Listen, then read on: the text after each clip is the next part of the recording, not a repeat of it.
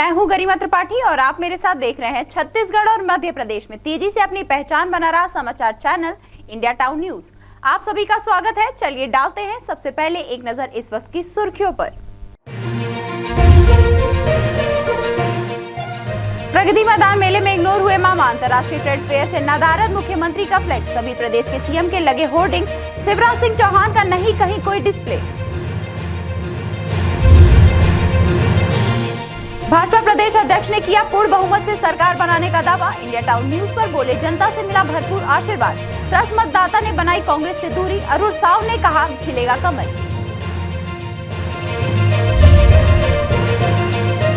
$27 लाख खर्चे के बाद भी नहीं मिल रहा गौवंश को संरक्षण। गौशाला में पसरा बदहाली का आलम।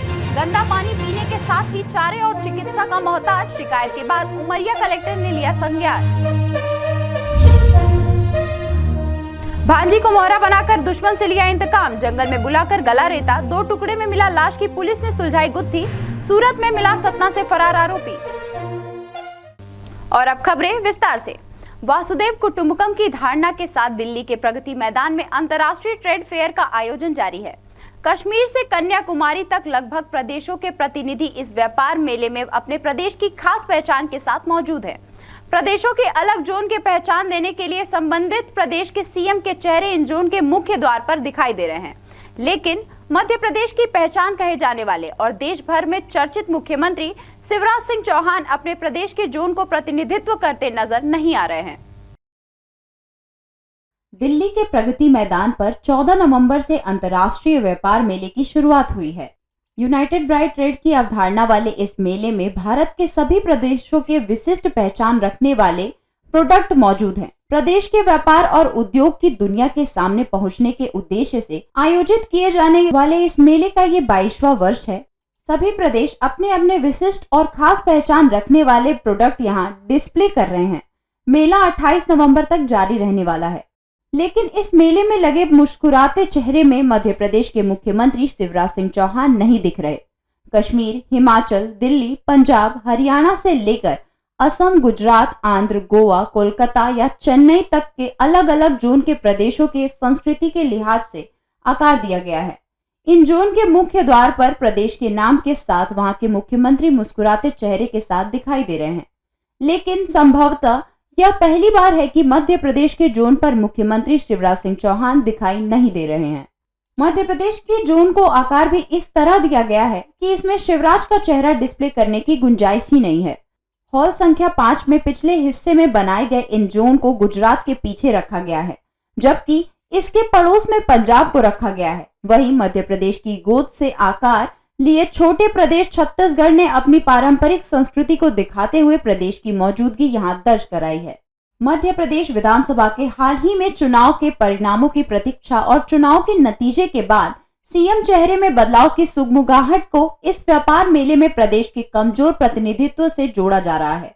प्रदेश के जोन से मुख्यमंत्री शिवराज सिंह चौहान की तस्वीर गायब हो जाना भी इसी कड़ी का हिस्सा माना जा रहा है, जिसे कुछ लोग चुनाव की वजह भी मान रहे हैं। इंडिया टाउन न्यूज के लिए भोपाल से फरहान खान। खरगोन जिले में गोपाष्टमी के अवसर पर महालक्ष्मी के दरबार में करीब 50,000 श्रद्धालुओं की भीड़ उमड़ी, जहां माता की खास पूजा के साथ ही उन्हें 56 भोग अर्पित किया गया। खरगोन से 18 किलोमीटर दूर स्थित महालक्ष्मी धाम पर गोपाष्टमी पर्व पर अन्नकूट महोत्सव व विशाल भंडारे में आस्था का जन सैलाब देखने को मिला। 50,000 से ज्यादा श्रद्धालुओं ने भोजन प्रसादी ग्रहण की। मंदिर समिति सदस्य ने बताया कि 3 दिवसीय महोत्सव होता है, जहां आखिरी दिन 21 कुंडली यज्ञ का समापन हुआ। इस अवसर पर कलश यात्रा व ध्वज यात्रा निकाली गई, जिसमें बड़ी संख्या में बालिकाओं ने सिर पर कलश धारण किया और गो पूजन के साथ ही माता को 56 भोग प्रसादी अर्पित की गई। श्री महालक्ष्मी मंदिर का यह 14वां भंडारा परंपरागत अनुसार किया जा रहा है। इस हवन पूजन के साथ में भंडारे का आयोजन किया जाता है। यहाँ पर 1 लाख श्रद्धालुओं का भोजन प्रसादी वितरण किया जाता है। क्या महत्ता है इस मंदिर की? ये पुरातन मंदिर है, इसका परमारकालीन मंदिर है और 6 हाथ की माता है जो स्वयंभू मूर्ति है। चोला वरण के कार्यक्रम में माता जी ने स्वयं अपना चोला छोड़ा था तो माता जी का ये नया रूप कई सालों से जो चोला चढ़ रहा था उसमें नया रूप माता जी का 6 हाथों का जो निकला है, ये अद्भुत है, चमत्कारिक है। इंडिया टाउन न्यूज के लिए खरगोन से रविंद्र परमार। बलरामपुर कोतवाली थाना अंतर्गत आवरा झरिया घाट में सड़क के बीच में एक युवती की संदिग्ध स्थिति में लाश मिलने से हड़कंप मच गया। इसकी सूचना राहगीरों ने पुलिस को दी। पुलिस की टीम सूचना मिलते ही मौके पर पहुंची और शव का पंचनामा कर जिला अस्पताल पोस्टमार्टम के लिए भेजा गया।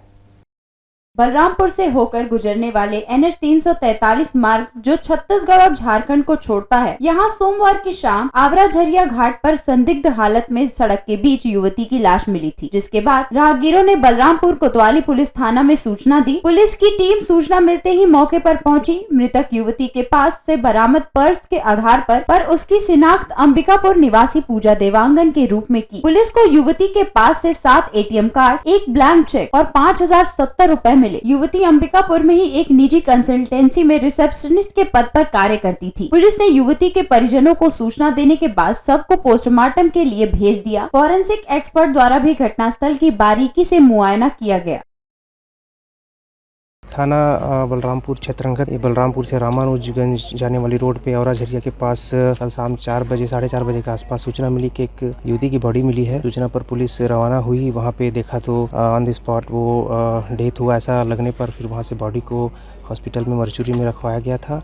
और चूंकि बॉडी के पास कुछ आधार कार्ड वगैरह कुछ मिला, जिससे उसकी पहचान अंबिकापुर के रहने वाली पूजा देवांगन के रूप में हुई, जिससे उनके परिजनों को तलब किया गया। आई है बॉडी का पंचनामा कराया जा रहा है, पोस्टमार्टम कराया जा रहा है, घटनास्थल का अच्छे से परीक्षण कराया जा रहा है थी। और उनकी बॉडी जो है एक ऐसे अननोन जगह पे शाम को 4 बजे क्यों मिली, इस पे हम लोग जांच कर रहे हैं। सूचना पर से मैं आया, आज देखा बॉडी मॉर्चरी में रखा गया था। बॉडी को मैंने देखा बारीकी से, तो बाएं आँख के पास, भाव के पास चोट का निशान है, वहीं से खून निकला है और नाक से भी खून निकला है। तो ऐसा लगता है कि इंटरनल हेमरेज, अंदर ब्लड जमा है उसके सिर में, ऐसा लग रहा है। पुलिस के आला अधिकारियों के मुताबिक पुलिस इस मामले की जांच 2 पहलुओं पर कर रही है। इंडिया टाउन न्यूज के लिए बलरामपुर से कुलेश्वर कुशवाहा। पन्ना टाइगर रिजर्व बफर जोन जो कि दमोह जिले में आता है, यहां से सांबर का शिकार करने वाले 2 शिकारी पकड़े गए हैं। वहीं अन्य आरोपियों की तलाश जारी है। वन विभाग के द्वारा मामले को गंभीरता से लेते हुए तफ्तीश की जा रही है। पन्ना टाइगर रिजर्व अंतर्गत दमोह जिले के मड़िया यादव वन परिक्षेत्र बफर जोन के उदयपुरा बीट के RF 29 जंगल में वन्य जीव सांभर के शिकार का मामला सामने आया है। सांभर के शिकार की सूचना मिलने पर वन परिक्षेत्र अधिकारी हृदय हरि भार्गव वन अमले के साथ मौके पर पहुंचे और जंगल से 2 शिकारियों को पकड़ा है। पकड़े गए शिकारियों के कब्जे से वन्य जीव के मांस के अवशेष, सिंग, औजार आदि बरामद कर आरोपियों से पूछताछ की जा रही है। सांभर के शिकार में कुछ और शिकारियों के शामिल होने की बात भी सामने आई है। मौके पर डॉग स्क्वाड टीम भी बुलाई गई है, जो जंगल में लगातार सर्चिंग कर शिकारियों की गतिविधियों को पता लगाने में जुटी है। वन विभाग ने अब तक 4 लोगों पर वन्य जीव अधिनियम की विभिन्न धाराओं के तहत मामला दर्ज किया है। इंडिया टाउन न्यूज के लिए दमोह से विवेक सेन। शाजापुर पॉलिटेक्निक कॉलेज में रखी वोटिंग मशीन की सुरक्षा जहां मिलिट्री और फोर्स के जवानों द्वारा की जा रही है, वहीं भाजपा और कांग्रेस के कार्यकर्ताओं ने भी यहां कॉलेज के बाहर डेरा डाल रखा है, जो दिन रात ईवीएम की निगरानी कर रहे हैं।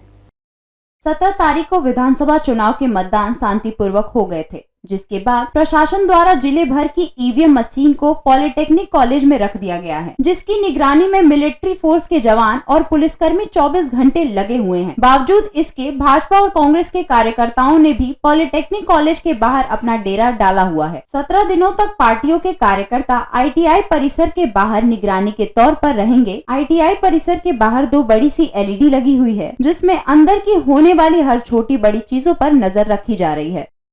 देखिए, निर्वाचन आयोग के निर्देशानुसार है त्रिस्तरीय सुरक्षा व्यवस्था है। स्ट्रांग रूम स्पष्ट रूप से केंद्रीय पुलिस बल CISF के उसमें दिया गया है। बाहर व्यवस्था में जो द्वितीयक ऑर्डर है वो SAF विशेष सशस्त्र पुलिस बल मध्य प्रदेश का है। तो जो तीसरी सुरक्षा लेयर है जिला पुलिस बल की इसमें लगी हुई है। ईवीएम की निगरानी में बाहर बैठे लोगों से मीडिया ने चर्चा की, तो उनका कहना है कि हम पिछले 4 दिनों से ITI परिसर के बाहर बैठे हुए हैं। अंदर होने वाली हरकत पर बाहर लगे LED के माध्यम से नजर रख रहे हैं, ताकि किसी तरह की गड़बड़ी न हो। ये हम हमारी पार्टी की तरफ से रुके हैं, कांग्रेस पार्टी की तरफ से बेटी के लिए, हमारा निगरानी के लिए पार्टी ने खड़ा किया हमें। पूरा जो खड़े हम डिप्टी कंट्रोलर सुरक्षा देखने, टीवी में देखना हमें ध्यान कौन आ रहा है कौन नहीं जा रहा है, इसलिए कराड़ा जी की तरफ से कोई गड़बड़ा नहीं हो सकता है। मशीन को देखते हैं, हम ना से देखते हैं कि कुछ हो गए बंद हो गया क्या, तो हम एम्प्रेजेशन बता सकते हैं। पार्टी कार्यकर्ताओं को शायद सिस्टम पर भरोसा नहीं, तभी उन्होंने 24 घंटे खुद ही वोटिंग मशीन की निगरानी का जिम्मा उठाया है। इंडिया टाउन न्यूज के लिए शाजापुर से दिलीप सौराष्ट्रीय। अब वक्त हो चला है एक ब्रेक का। ब्रेक के बाद देखेंगे देश प्रदेश से जुड़ी कुछ और भी खबरें।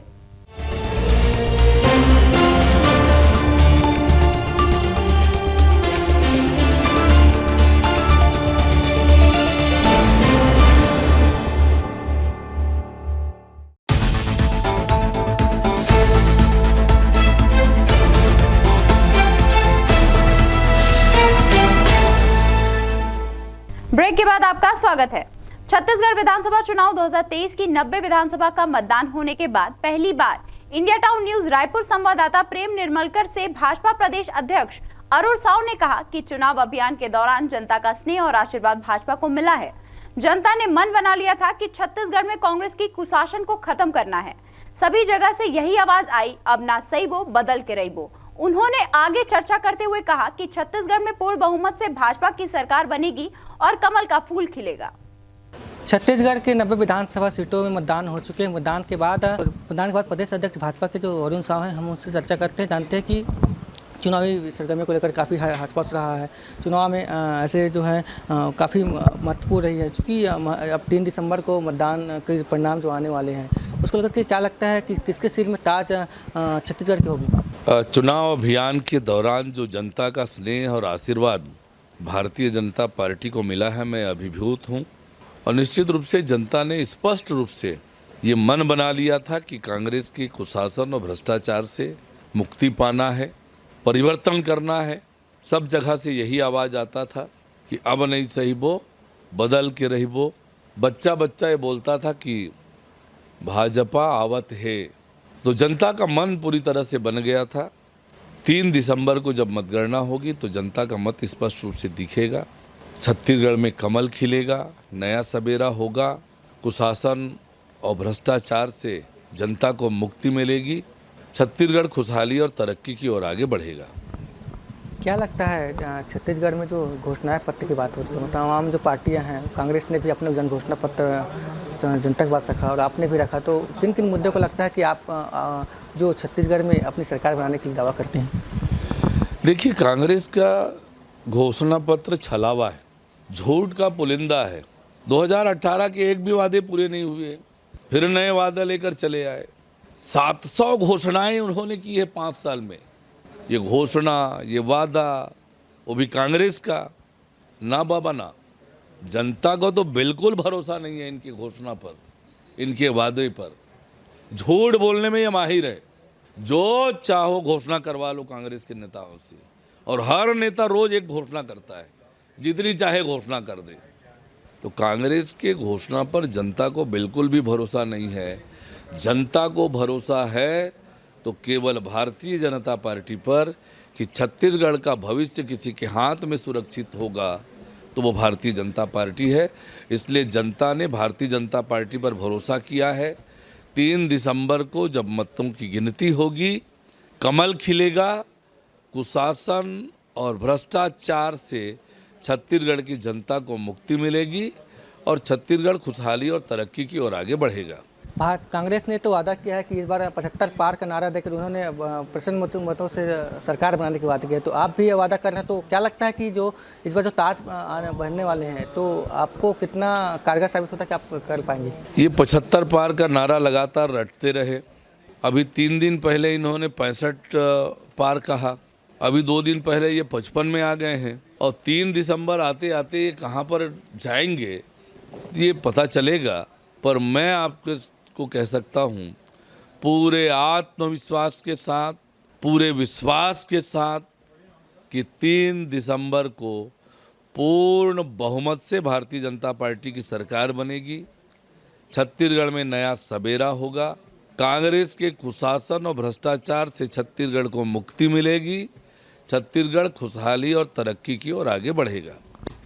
मुख्यमंत्री भूपेश बघेल ने ट्वीट किया है। ट्वीट में लिखा है कि झीरम घाटी जो मामले हैं उसको लेकर के सुप्रीम कोर्ट को 2 आदेश आया है। अब दोषियों पर सजा होने की बात कर रहे हो, तो क्या लगता है कि आने वाले अगर आपकी सरकार बनती है तो उसमें आप जो दोषी हैं उसको कार्रवाई कर पाएंगे?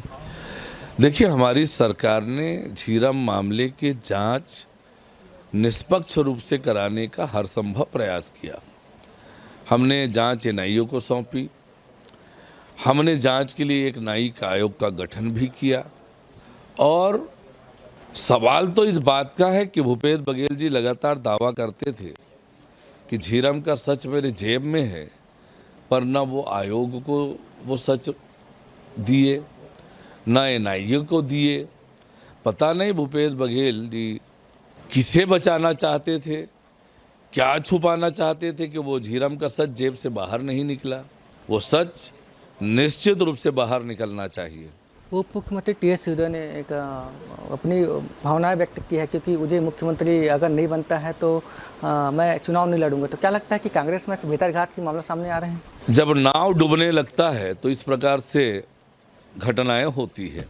बिल्कुल, ये थे हमारे बीच भाजपा के प्रदेश अध्यक्ष अरुण साव, जिन्होंने साफ तौर पे कहा है कि आने वाले समय 3 दिसंबर को जो परिणाम आएंगे उसमें पूर्ण बहुमत से भाजपा की सरकार बनेगी और फिर से कमल खिलेगा।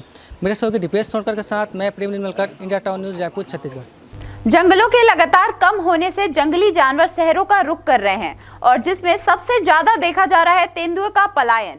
खरगोन जिले में भी एक होटल के करीब ट्राले के नीचे बैठे तेंदुए को देखा गया। खरगोन जिले के कसरवाद में राष्ट्रीय राजमार्ग AB रोड पर एक होटल के समीप एक तेंदुआ दिखाई दिया जो ट्रॉले के नीचे बैठा हुआ था और इस तेंदुए का राहगीरों ने वीडियो भी बनाया जो अब वायरल हो रहा है। इसी दौरान तेंदुआ होने की सूचना वन विभाग को भी दी गई, लेकिन रेस्क्यू टीम और पुलिस विभाग की टीम आने से पहले ही तेंदुआ भाग गया। इंडिया टाउन न्यूज के लिए खरगोन से रविंद्र परमार। राजनांदगांव शहर के प्रेस क्लब में अंश खंडेलवाल की मौत के बाद उसके परिजनों और व्यापारी प्रकोष्ठ के पदाधिकारियों ने प्रेस वार्ता आयोजित की, जो अपराधियों पर त्वरित कार्रवाई की मांग कर रहे हैं। राजनांदगांव शहर के गंज चौक निवासी अंश खंडेलवाल का शव अधजली हालत में 5 नवंबर को फरहद चौक से करीब 500 मीटर दूर पर मिला था, जिसकी पहचान मोबाइल और चाबी के गुच्छे से की गई थी। इस मामले को लेकर स्थानीय प्रेस क्लब में प्रेस वार्ता आयोजित की गई, जहां मृतक अंश खंडेलवाल के परिजन और व्यापारी प्रकोष्ठ के पदाधिकारी के साथ जनप्रतिनिधि भी शामिल हुए। इस दौरान पत्रकारों से चर्चा करते हुए परिजनों ने बताया कि अंश खंडेलवाल की हत्या की गई है। पोस्टमार्टम रिपोर्ट के मुताबिक जलने से पहले मृतक के शरीर में चोट का निशान है। परिजनों द्वारा अपराधियों पर 5 दिनों के भीतर कार्रवाई करने की मांग की जा रही है और मांग पूरा नहीं होने पर व्यापार एवं राजनांदगांव बंद कर शांतिपूर्ण ढंग से धरना प्रदर्शन करने की चेतावनी दी गई है। एक जगह कुछ उथल पुथल नहीं, प्लेन जगह पे से प्लांटेड किया गया है, तो ये चीज कैसे बोल सकते हो आप लोग कि मेरे बच्चे ने आत्महत्या किया है? किस बिना पे बोल रहे हैं आप लोग कि उसने आत्महत्या किया है? सवाल ही नहीं है। अगर आत्महत्या करता तो कुछ तो तड़पता, इंसान हिलता डुलता, ऐसे प्लेन कोई नहीं सोता सर।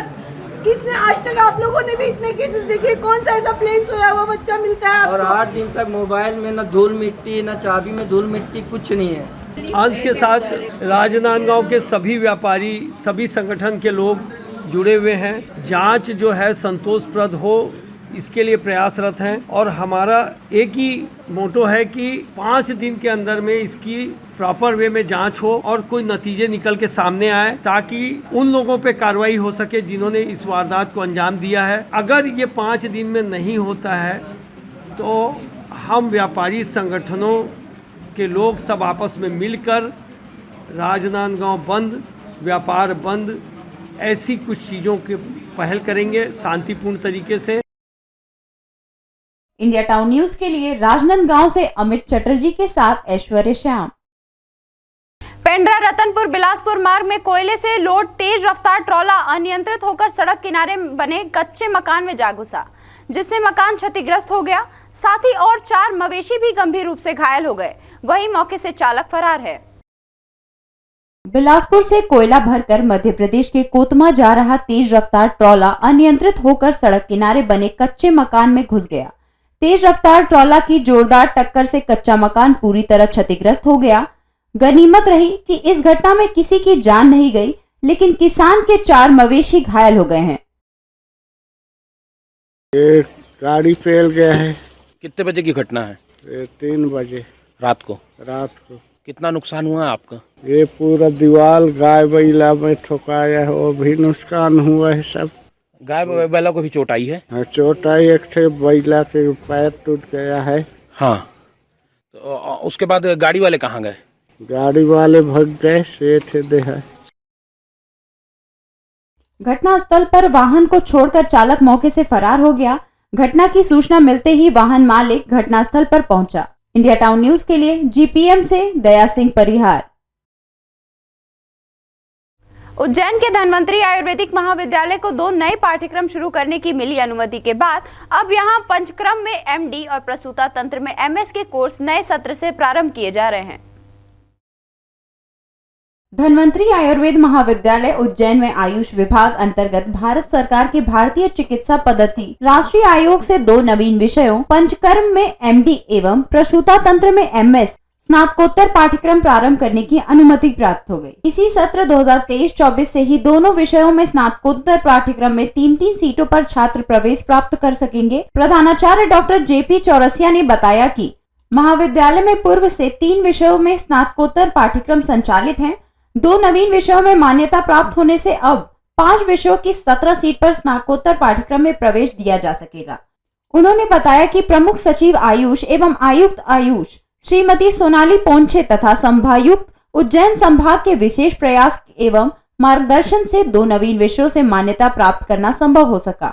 महाविद्यालय में 20 वर्ष पश्चात नवीन विषयों से स्नातकोत्तर पाठ्यक्रम की मान्यता प्राप्त हुई है। 20 साल बाद अथक प्रयासों से शासन के, उसमें हमारे प्रमुख सचिव और मैडम सोनाली पोंछे, जिनका विशेष सहयोग रहा, वो दिल्ली भी गए और उन्होंने हमको आश्वासन दिया। उनके अनुसार लेटर के आधार पर ही परमिशन हमको मिली है। तो अभी एमडी मिला है पंचकर्म में और एमएस मिला है गायनी, जिसको प्रसूति तंत्र कहते हैं। 3-3 सीट हमको मिली है, ऐसी टोटल 6 सीट। और सबसे खुशी की बात यह है कि जो हमारे मध्य प्रदेश के स्टूडेंट्स हैं पीजी यूजी, उनको इसी सत्र से जो वर्तमान अभी एडमिशन चल रहे हैं उसमें वो शामिल हो सकेंगे।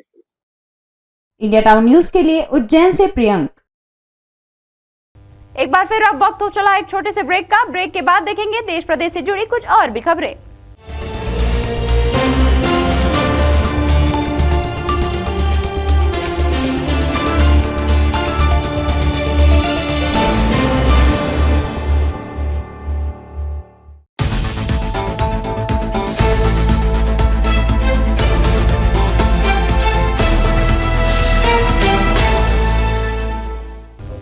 ब्रेक के बाद एक बार फिर से आपका स्वागत है। पुरानी रंजिश का बदला लेने के लिए एक युवक ने अपनी पारिवारिक युवती के जाल में अपने दुश्मन को फंसाया। उसे युवती के माध्यम से जंगल में बुलाया, फिर क्रूरतापूर्वक दुश्मन के ऊपर लगातार डंडे और बाके से वार किया और फिर भी मन नहीं भरा तो दुश्मन का सर धड़ से अलग कर उसकी निर्मम हत्या कर दी। घटना मैहर जिले के अमरपाटन थाना क्षेत्र की है।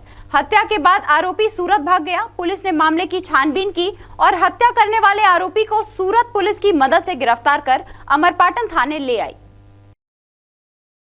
मध्य प्रदेश के मैहर जिले के अमरपाटन थाना क्षेत्र अंतर्गत ग्राम कराही में झाड़ियों के बीच 16 नवंबर को एक युवक का शव मिला था, जिसका सर कटा हुआ था। शव मिलने से पूरे इलाके में सनसनी फैल गई। पुलिस ने मृतक की पहचान के लिए पता तलाश की और सोशल मीडिया के माध्यम से उसकी जानकारी दी गई, जिसके बाद मृतक की पहचान शैलेंद्र तिवारी निवासी रीवा के रूप में हुई। मृतक के शव को 2 दिन बाद पुलिस ने घटनास्थल से करीब 500 मीटर दूर बरामद किया था। पुलिस ने जब इस मामले की पूरी छानबीन की तो सामने आया कि मृतक का आरोपी रजोला साकेत से विगत दिनों पैसे के लेन देन को लेकर विवाद हुआ था, जिसके चलते मृतक शैलेंद्र तिवारी ने आरोपी रजोला साकेत के साथ जमकर मारपीट की थी। आरोपी और मृतक दोनों एक ही गांव के निवासी हैं। इसके बाद आरोपी ने मृतक से बदला लेने की ठान ली थी और फिर उसने अपने रिश्ते में भांजी सुमन साकेत को मोहरा बनाकर मृतक शैलेंद्र को उसके जाल में फंसा दिया।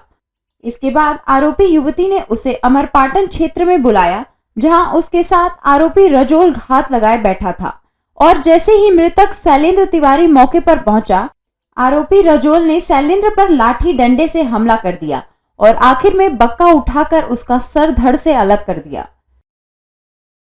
16 नवंबर को शाम को अमरपाटन थाने में एक सूचना आई थी कि करही के जंगल में एक सिर कटी लाश पड़ी हुई है, जिसकी तस्दीक की गई। घटना सत्य पाई गई, जिस पर मर्ग कायम किया गया और चूँकि बॉडी के ऊपर सिर नहीं था तो उसकी तलाश करने का प्रयास भरसक किया गया। रीवा जिले के चोरहटा थाना क्षेत्र से एक परिवार व्यक्ति ने आकर के उसकी शिनाख्त की, जिसके बाद सर्चिंग का प्रयास लगातार चलता रहा। तो 17 और 18 तक सर्चिंग हुई। 18 तारीख को एक निर्माणाधीन नहर पासी में बन रही है, वहाँ पर घटनास्थल से करीब 250 मीटर दूर, वहाँ पर से उसकी सिर बरामद हो पाया। जो घटना में संलिप्त संदेही है वो गुजरात के सूरत शहर में पहुँच गया है। तब तत्काल ही एक टीम रवाना की गई। सूरत पुलिस से सहयोग मांगा गया और उनके सहयोग से उसको हिरासत में लेकर के पूछताछ की गई। प्रारंभिक पूछताछ में उसकी संलिप्तता पाई गई। उसको लेकर के अमरपाटन आए और अमरपाटन में उससे जब पूछताछ की गई तो उसने सारा घटनाक्रम स्पष्ट किया, जिसमें उसने ये बताया है करीब कुछ 2-3 माह पहले उसका मृतक के साथ झगड़ा हुआ था। मृतक ने उसके साथ मारपीट किया था, जिसका बदला लेने के लिए उसने अपनी महिला रिश्तेदार जो घटनास्थल के पास की ही रहने वाली युवती है, उसके माध्यम से मृतक को प्रलोभन दे करके यहाँ बुलवाया था और पहले से ही वो तैयारी के साथ मौके पर मौजूद था। तो इसने पहले डंडे से उसको वार किया और उसके बाद जो एक बड़ा चाकू नारियल छीलने का होता है, बका जिसको बोलते हैं, उससे उसको चोट पहुँचाई। और जब उसकी मृत्यु हो गई तो उसके बाद भी उसको इतना उसके प्रति क्रूरता थी कि उसने उसकी गर्दन को काट करके और घटनास्थल से करीब 250-300 मीटर दूर जा करके छिपा दिया। आरोपी के अंदर मृतक के प्रति बदले की भावना इस कदर ज्वालामुखी का रूप ले चुकी थी कि उसने युवक की हत्या के बाद मृतक के टुकड़े कर दिए और उसकी बॉडी कहीं और सिर कहीं और छुपा दिया। पुलिस ने इस हत्या की आधी गुत्थी को सुलझा लिया है और आखिरकार आरोपी और उसका साथ देने वाली उसकी भांजी को पुलिस ने गिरफ्तार कर न्यायालय पेश किया, जहां दोनों सलाखों के पीछे पहुंच चुके हैं। इंडिया टाउन न्यूज के लिए सतना से प्रदीप कश्यप। भगवान भरोसे चल रहे शासकीय चिकित्सालय के हाल किसी से छुपे नहीं हैं। कभी सुधार के नाम पर तो कभी चिकित्सीय व्यवस्था बढ़ाने के नाम पर चिकित्सालयों की इस व्यवस्थाओं के लिए शासन स्तर से करोड़ों की राशि खर्च की जाती है, लेकिन हालत जस के तस ही दिखाई देते हैं। यह बात सच है कि जिले में शासकीय चिकित्सालयों में तैनात चिकित्सीय अमले की कमी से बालाघाट जिला जूझ रहा है, जिसको लेकर कई बार प्रयास भी किए गए, लेकिन सालों बीतने के बाद भी यह प्रयास खोखले ही साबित हो रहे हैं। बालाघाट जिला मुख्यालय से महज 50 किलोमीटर दूर स्थित प्राथमिक स्वास्थ्य केंद्र लामता में इन दिनों स्वास्थ्य सुविधाओं को लेकर चर्चा का माहौल बना हुआ है। आलम यह है कि यहाँ अस्पताल में डॉक्टर नहीं और बाहर मरीजों की भीड़। कुछ ऐसा ही नजारा रोजाना प्राथमिक स्वास्थ्य केंद्र लामता में देखने को मिलता है। यहाँ पर डॉक्टरों की अनुपस्थिति से मरीजों को काफी परेशानियों का सामना करना पड़ रहा है। बावजूद इसके डॉक्टर इसे गंभीरता से नहीं ले रहे हैं। यहाँ न तो डॉक्टर मौजूद रहते हैं और न ही वे समय पर अस्पताल पहुँचते हैं। डॉक्टरों की मनमानी और खामियाजा ग्रामीण क्षेत्रों से आने वाले मरीजों को भुगतना पड़ रहा है। बता दें कि प्राथमिक स्वास्थ्य केंद्र लामता में रोजाना लामता मुख्यालय के अलावा करीब दर्जन भर समीपस्थ अन्य ग्रामों के मरीज रोजाना उपचार कराने के लिए पहुंचते हैं, लेकिन अस्पताल में डॉक्टरों की अनुपस्थिति से उन्हें समय पर उपचार नहीं मिल पा रहा है, जिसके कारण मरीजों को काफी परेशानियों का सामना करना पड़ रहा है। हाँ, मैं तो भैया यहाँ पे 12 बजे आ गई हूँ। मरीजों की संख्या कम से कम भैया 30 लोग थे यहाँ। उस समय में नहीं थे, ना मैडम नहीं थी, ना सर भी नहीं थे। डॉक्टर सर तो कहना चाहिए 12:15 बजे। अब इसमें तो देखो, इसमें तो बहुत सारी कमी पाई जा रही है ना। अब देखो, जैसे मतलब कहीं से आए, कोई BP वाला है, कोई शुगर वाला है, या कोई पेशेंट कैसे ही वाला है, तो सही समय पे डॉक्टर लोग नहीं मिल पाएंगे, फिर ट्रीटमेंट कैसे होगा। और मेरी बेटी का ट्रीटमेंट कराने आई है, मेरे खुद का ट्रीटमेंट कराने आई है। डॉक्टरों की अनुपस्थिति में कंपाउंडर ही मरीजों का प्राथमिक उपचार करता है। बावजूद इसके विभागीय अधिकारी इसे गंभीरता से नहीं ले रहे हैं। मरीजों की माने तो यहाँ मरीज पहले और चिकित्सक बाद में पहुँचते हैं, जिसके चलते मरीजों को काफी इंतजार करना पड़ता है। इंडिया टाउन न्यूज के लिए बालाघाट से अनुराग झा। इंदौर के नवलखा बस स्टैंड पर खड़ी हुई एक खाली बस में अचानक आग लग गई। बस में आग लगने से वहां अफरा तफरी मच गई। फायर ब्रिगेड की टीम द्वारा जब तक आग को काबू कर पाते तब तक बस पूरी तरह जल चुकी थी। बस में आग लगने की कारण अज्ञात है। इंदौर के नवलखा बस स्टैंड पर मंगलवार को एक यात्री बस में भीषण आग लग गई। यह बस कुछ देर पहले ही सूरत से आई थी। पाटीदार ट्रेवल्स की इस बस में कुछ तकनीकी परेशानी थी, लिहाजा बस और ट्रेवल स्टाफ मरम्मत का काम कर रहा था। इसी दौरान बस में अचानक आग लग गई। कुछ नहीं, यहाँ आके सवारी उतार के यहाँ ला के खड़ी करी और ऑटोमेटिक आग लगी। नहीं काम कुछ नहीं हो रहा, सवारी उतार के बाहर निकाल के ये अंदर लगी यहाँ केबिन के यहाँ पे बोनट के पास। कैसे लगी? कोई ऑटोमेटिक अंदर क्या मालूम क्या हुआ, नीचे ज़्यादा 5 मिनट में पूरी बस भपक गई। कहाँ से कहाँ चलती है बस ये इंदौर से सूरत इंदौर। अच्छा, सूरत से आई? जी हाँ, सूरत से आई। बस से आग की लपटें उठी तो नवलखा बस स्टैंड पर अफरा तफरी का माहौल बन गया। ट्रेवल स्टाफ ने आग बुझाने की कोशिश की, लेकिन बस में ऑयल होने के कारण आग तेजी से फैल गई। बाद में दमकल कर्मियों ने आग पर काबू पाया। बस में कुछ काम चल रहा था, यानी कि या वेल्डिंग या बैटरी का कुछ काम चल रहा था। इतने में ही उसमें आग लग गई और करीब पूरी बस जल चुकी है। अपन ने डीजल टैंक और टायर वगैरह और बॉडी का कुछ भाग बचा लिया है, बाकी फोम की सीटें वगैरह ये जल गई है। इस पूरी घटना में कोई जनहानि नहीं हुई। इंडिया टाउन न्यूज के लिए इंदौर से वी देवाशीष। सीहोर के बुधनी थाना में पदस्थ होमगार्ड जवान का बुधनी में रेत की ट्रॉली निकालने के नाम पर रिश्वत लेने का वीडियो सोशल मीडिया पर वायरल हो रहा है। तेरका की ट्रॉली निकालने के नाम पर एक होमगार्ड के जवान द्वारा रिश्वत लेने का वीडियो वायरल हो रहा है। होमगार्ड के रिश्वतखोर जवान का नाम ब्रिजलाल झरबड़े बताया जा रहा है। वीडियो में होमगार्ड जवान की पैसे की लेन देन की आवाज भी स्पष्ट सुनाई दे रही है। यह वीडियो वाहन चेकिंग के दौरान का बताया जा रहा है। हालांकि India town news viral video की पुष्टि नहीं करता है।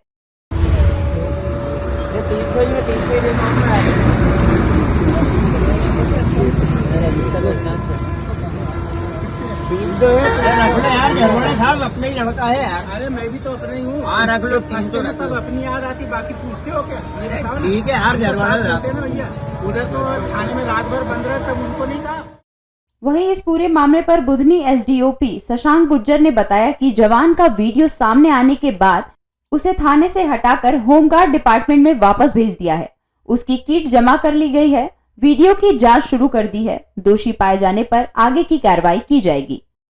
एक ऐसा वीडियो हमारे संज्ञान में आया जिसके मामले में वरिष्ठ अधिकारियों को सूचित किया गया है और उसमें कार्रवाई करते हुए वरिष्ठ अधिकारियों ने उनकी किट जमा करा ली जो होमगार्ड सैनिक हैं और प्राथमिक जांच के भी आदेश दिए गए। यदि दोष सिद्ध पाया जाता है तो आगे विभागीय कार्रवाई करके उचित कार्रवाई की जाएगी। इंडिया टाउन न्यूज के लिए सीहोर से बसीम उद्दीन। विकासखंड डोंडी लोहारा के ग्राम पंचायत भीम कन्हार में 5 दिवसीय ग्रामीण क्रिकेट प्रतियोगिता का समापन हुआ, जिसमें मुख्य अतिथि एसएस जामवंत बीएसएफ के एसपी शामिल हुए। ग्राम पंचायत भीम कन्हार के शासकीय हायर सेकेंडरी स्कूल मैदान में 5 दिवसीय ग्रामीण प्रतियोगिताओं का आयोजन किया गया था। इस कार्यक्रम का मुख्य उद्देश्य ग्रामीण खेल प्रतिभाओं को सामने लाना है, जिसमें ग्रामीण एवं शहरी क्षेत्र की टीम शामिल हुई। 30 से 35 वर्ष से चले आते हैं यहाँ पे पूरा टूर्नामेंट क्रिकेट। इस समय का जो आयोजन वो थोड़ा सा और ज्यादा पूरा रोचक हो चुका है। 5 दिवसीय प्रतियोगिता के समापन समारोह के मुख्य अतिथि एसएस जामवंत ने खिलाड़ियों को संबोधित करते हुए कहा कि खेल से स्वस्थ शरीर और स्वस्थ तन मन का विकास होता है। खेल से आप अपने ग्राम, राज्य और देश का नाम रोशन कर सकते हैं। 30 वर्षों से ये खेल खेला जा रहा है, ये टूर्नामेंट हो रहा है, तो ये अपने आप में एक बहुत अच्छी बात है। खेल को इससे बढ़ावा मिलता है और जो आज का जो युवा है वो खेल की तरफ उसका ध्यान जाता है। तो देखिए, खेल खेलेगा तो उसका फिजिकल एंड्योरेंस अच्छा बनेगा, वो कहीं ना कहीं किसी भी रूप में वो देश की सेवा कर रहा है। इंडिया टाउन न्यूज के लिए बालोद से खिलावन चंद्राकर। एक बार फिर वक्त हो चला है एक छोटे से ब्रेक का। ब्रेक के बाद देखेंगे देश प्रदेश से जुड़ी कुछ और भी खबरें।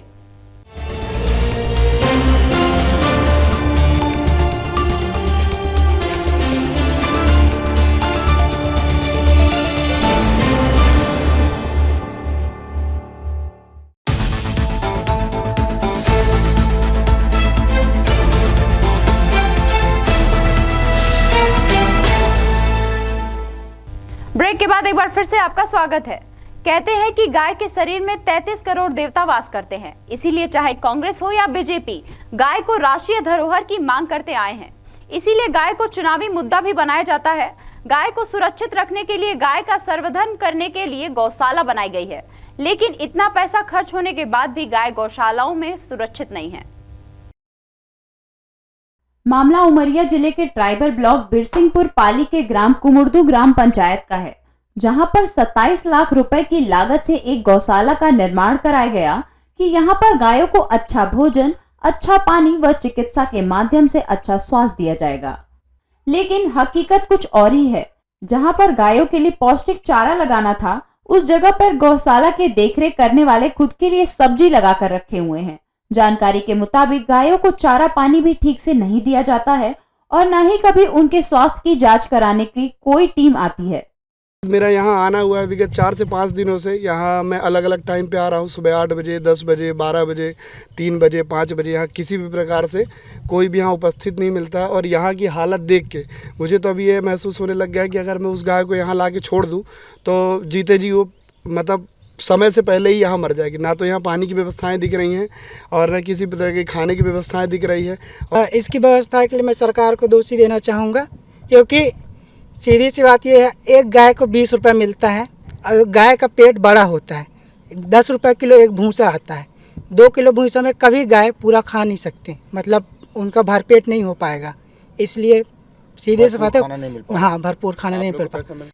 गायों की दुर्दशा के संबंध में जब जिले के कलेक्टर बुद्धेश कुमार बैद से बात की गई तो उन्होंने तो तत्काल एक टीम बनाकर इसकी मॉनिटरिंग करवाने की बात कही। मैं तत्काल इस पर कार्रवाई सुनिश्चित करूंगा। जो संबंधित अधिकारी हैं उनको मैं भेजता हूं आज ही, और जो गौशाला का प्रबंधन है, गौशाला का संचालन है, वो ठीक तरीके से हो, वो मैं सुनिश्चित करूंगा। गाय हमेशा राजनीति का मुद्दा बनते आई है, लेकिन चुनाव के बाद इन बेजुबान की न किसी राजनीतिक पार्टी को फिक्र होती है, न ही सरकारी महकमे को इनसे कोई वास्ता। इंडिया टाउन न्यूज के लिए उमरिया से दीपक विश्वकर्मा। उज्जैन में खंबे लगाने के उद्देश्य से मकान हटवाने पहुंचे नगर निगम के दल को जहां रहवासियों का विरोध झेलना पड़ा, वहीं भाजपा और कांग्रेस के पार्षद यहां आपस में ही उलझ गए, जिसके बाद पुलिस और अधिकारियों ने इन्हें अलग करवाया। उज्जैन नगर निगम की कार्रवाई के दौरान भाजपा और कांग्रेस नेता आमने सामने आ गए। इमली तिरहा से मंगलवार सुबह नगर निगम ने खंबे लगाने में अड़चन बन रहे मकानों को हटाने की कार्रवाई शुरू की। इस दौरान रहवासियों ने विरोध किया। हालांकि प्रशासन ने उन्हें 2 दिन का समय भी दिया था। इस दौरान भाजपा के पार्षद गब्बर भाटी, हेमंत गहलोत, गजेंद्र हिरवे रहवासियों को समझाने का प्रयास कर रहे थे। तभी कांग्रेस नेत्री माया त्रिवेदी अपने पति राजेश त्रिवेदी और रवि राय के साथ आईं और कार्रवाई का विरोध करने लगी। देखते ही देखते कांग्रेस और भाजपा के पार्षदों में बहस शुरू हो गई और मामला तू मैं तक पहुंच गया। मौके पर मौजूदा सीएसपी सुमित अग्रवाल और अन्य पुलिस कर्मियों ने दोनों दलों के पार्षद को अलग अलग किया। ये केडी गेट चौराहे से लेकर के इमली तिराहे तक का चौड़ीकरण है, जो पिछले 6 महीने से भारतीय जनता पार्टी के बोर्ड ने, भारतीय जनता पार्टी की सरकार ने क्षेत्र की जनता को परेशान कर रखा है। हम देख रहे हैं कि रोज नित नए यहाँ अधिकारी आते हैं और नई नई जगह पे निशान लगा करके और चले जाते हैं। बेचारे लोगों ने परेशान होकर के 4 महीने बाद दिवाली पर थोड़ी सफाई की और कुछ छोटी छोटी गैलरियां बनाई। उन गैलरियों को फिर से तोड़ने के लिए आ गए और जो बिजली के पोल है वो उनके घरों के अंदर लगा करके और जा रहे हैं। हालांकि काफी देर तक दोनों पक्ष एक दूसरे पर आरोप प्रत्यारोप करते रहे। इसी दौरान कार्रवाई से आक्रोशित एक रहवासी सड़क पर लेट गया, जिसे समझाइश देकर उठाया गया। मौके पर भारी भीड़ मौजूद थी। ये उर्दूपरा क्षेत्र है, यहाँ पर नगर निगम द्वारा रोड चौड़ीकरण और लाइट का काम किया जा रहा था, तो उस संबंध में यहाँ ये व्यवस्था लगाई गई थी और आपसी सहमति से शायद इनमें कुछ समझौता हुआ है, जिसके तहत अभी काम आज ये नगर निगम द्वारा नहीं किया जा रहा है। इंडिया टाउन न्यूज के लिए उज्जैन से प्रियंक। देर रात नोहाटा थाने के एक मकान में अज्ञात कारणों से भीषण तांडव दिखा। इस आग में गृहस्थी का पूरा सामान जल के खाक हो गया। दमोह जिले के नोहाटा थाना क्षेत्र अंतर्गत सोमवार की रात अज्ञात कारणों के चलते एक घर में भीषण आग लग गई। आग लगने से घर में रखा गृहस्थी का सारा सामान जलकर खाक हो गया। आग की लपटों को देख स्थानीय लोगों ने तत्काल ही इसकी सूचना नोहाटा पुलिस एवं फायर ब्रिगेड को दी। वहीं सूचना मिलने के बाद मौके पर पहुंची नोहाटा पुलिस, फायर ब्रिगेड एवं स्थानीय लोगों की मदद से भीषण आग पर काबू पाया गया। मकान में आग लगने का कारण अज्ञात है। नोहाटा पुलिस के द्वारा आग लगने के कारणों की जांच की जा रही है। इंडिया टाउन न्यूज के लिए सागर से विवेक सेन। टीकमगढ़ कलेक्टर ने 2 खाद दुकानों के लाइसेंस निरस्त किए हैं, जिनके द्वारा खाद वितरण में लापरवाही करने की लगातार शिकायत मिल रही थी। टीकमगढ़ जिले में किसानों को खाद वितरण के लिए प्राइवेट दुकानों को जिला प्रशासन ने लाइसेंस दिया था, जिनके द्वारा लापरवाही किए जाने पर कलेक्टर ने 2 दुकानों के लाइसेंस निरस्त किए हैं। किसानों के द्वारा काफी समय से शिकायत मिल रही थी कि प्राइवेट खाद विक्रेता आनंद ट्रेडर्स कारी और मेसर्स नरेश कुमार जैन सागर रोड टीकमगढ़ के द्वारा खाद वितरण में काफी लापरवाही की जा रही है। यूरिया खाद को ज्यादा दाम में बेचा जा रहा है, साथ ही बिक्री का कोई रिकॉर्ड भी नहीं रखा जा रहा है। दोनों ही दुकानों में स्टॉक पंजी नहीं रखी जा रही थी और डीएपी खाद भी मनमानी दाम में बेची जा रही थी। इन शिकायतों पर जांच के बाद दोनों ही दुकानों का कलेक्टर अवधेश कुमार शर्मा द्वारा लाइसेंस रद्द किया गया। कार्रवाई में एक तो इसका जो लाइसेंस था वो मैं जो पता कर रहा था वो अनंतपुरा में काम कर रहे थे, पता कारी का था और कुछ लोगों के पास में इसमें कल्याण वाले का है, तो इसमें कुछ स्टॉक नहीं, स्टॉक में पंजियाँ थी, कुछ पंजियाँ नहीं थी संधारण की गई के द्वारा और इसमें धारा 4(1), 4(20), 7(28) 35 का ऑर्डर पाया गया था। बता दें कि मेसर्स आनंद ट्रेडर्स को कारी का लाइसेंस मिला था, लेकिन यह टीकमगढ़ शहर के अनंतपुरा में दुकान खोलकर नियम विरुद्ध कार्य कर रहे थे। इंडिया टाउन न्यूज के लिए टीकमगढ़ से सूर्य प्रकाश गोस्वामी। ये थी अब तक की खबरें। पल पल की खबरों से अपडेट रहने के लिए आप बने रहिए इंडिया टाउन न्यूज के साथ। अब मुझे दीजिए इजाजत। नमस्कार।